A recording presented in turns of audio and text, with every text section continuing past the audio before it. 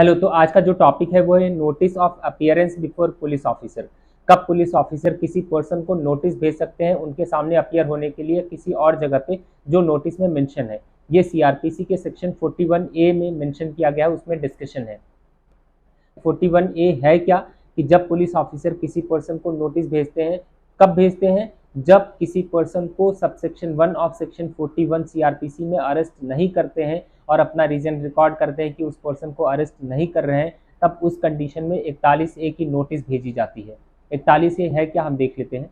इसमें है notice of appearance before police officer. इसमें है सबसेक्शन 1 में है the police officer shall in all cases where the arrest of person is not required under the provisions of subsection 1 of section 41 issue a notice directing the person against whom a reasonable complaint has been made or credible information has been received or a reasonable suspicion exists that he has committed a cognizable offense to appear before him or at such other place as may be specified in the notice।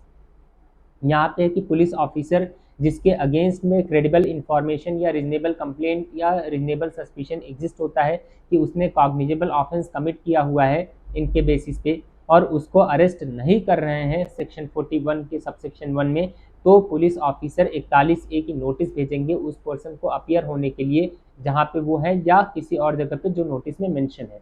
Subsection 2 क्या बोल रहा है? Where such a notice is issued to any person it shall be the duty of that person to comply with the terms of the notice.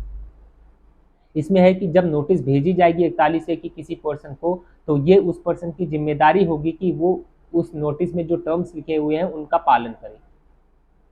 Subsection 3 है where such person complies and continues to comply with the notice he shall not be arrested in respect of the offence referred to in the notice unless for reasons to be recorded the police officer is of the opinion that he ought to be arrested।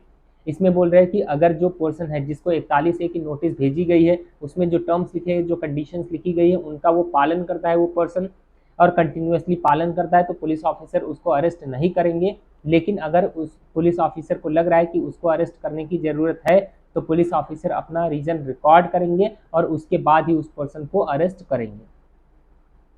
आगे subsection 4 में where such person at any time fails to comply with the terms of the notice और is unwilling to identify himself, है कि जो police officer ने notice भेजी है 41A की जिस पर्सन को, जो टर्म्स उसमें लिखे हुए हैं उसका पालन वो पर्सन नहीं कर पाता है जिसको वो नोटिस भेजी गई है, या वो अनिच्छुक है अपने आप को आइडेंटिफाई करवाने से उस पुलिस ऑफिसर के सामने, तब क्या होगा? द पुलिस ऑफिसर में arrest him for the offence mention in the notice. वो पुलिस ऑफिसर उस पर्सन को अरेस्ट कर सकते हैं उस ऑफेंस के लिए जो नोटिस में मेंशन है।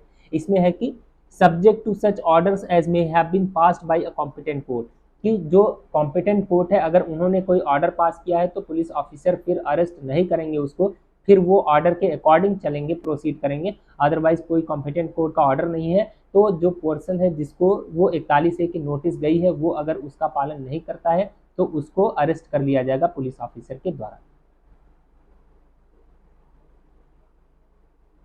तो 41A की नोटिस क्या है कि जो पर्सन है उसको अगर 41 में अरेस्ट नहीं किया जा रहा है सबसेक्शन 1 ऑफ सेक्शन 41 सीआरपीसी में, जिसके अगेंस्ट में रीजनेबल कंप्लेंट या क्रेडिबल इंफॉर्मेशन रिसीव हुई है या रीजनेबल सस्पिशन एग्जिस्ट होता है कि उसने कॉग्निजेबल ऑफेंस कमिट किया हुआ है और पुलिस ऑफिसर उसको अरेस्ट नहीं कर रहे हैं, तो पुलिस ऑफिसर 41A की नोटिस भेजेंगे। क्या है? when not arrested under section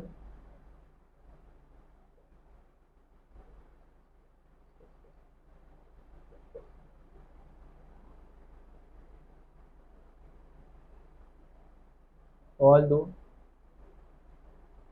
committed, क्या कमिट किया? Cognizable offence.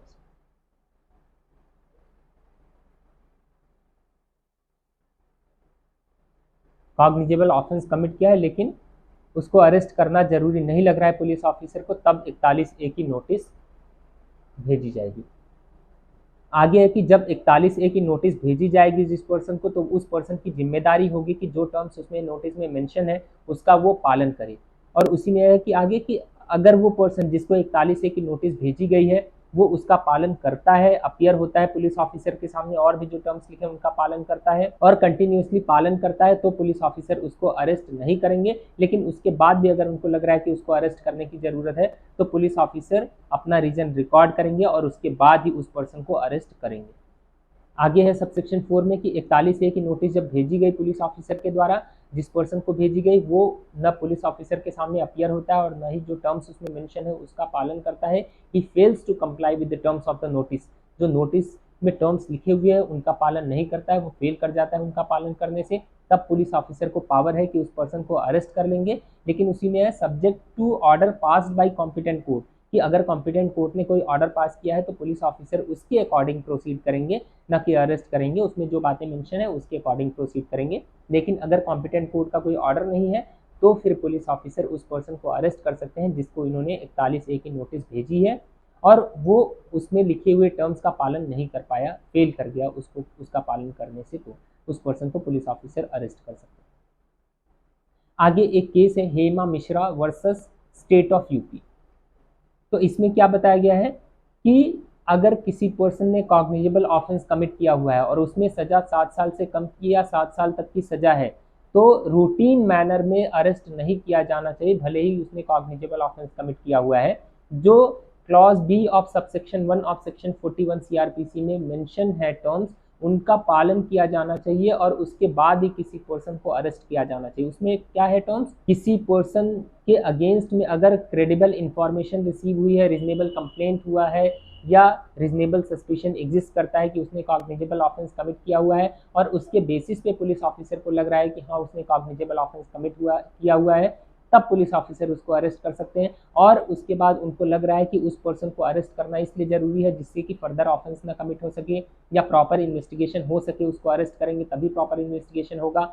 या कोई पर्सन है जिसको उस केस के बारे में जानकारी है और वो जानकारी वो पुलिस ऑफिसर या कोर्ट को देगा लेकिन अक्यूज उसको ऐसा करने नहीं देगा, तब उस केस में अक्यूज को अरेस्ट किया जा सकता है। या लग रहा है कि एविडेंस के साथ वो छेड़छाड़ करेगा, उसको टेम्पर करेगा, डिसअपियर करेगा, तब उस अक्यूज को अरेस्ट किया जा सकता है।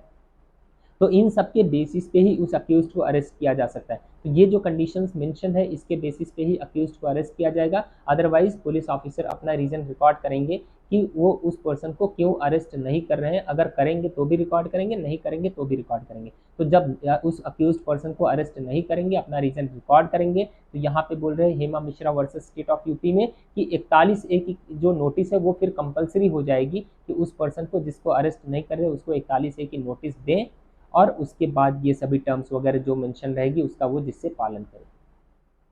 क्लियर है? Thank you.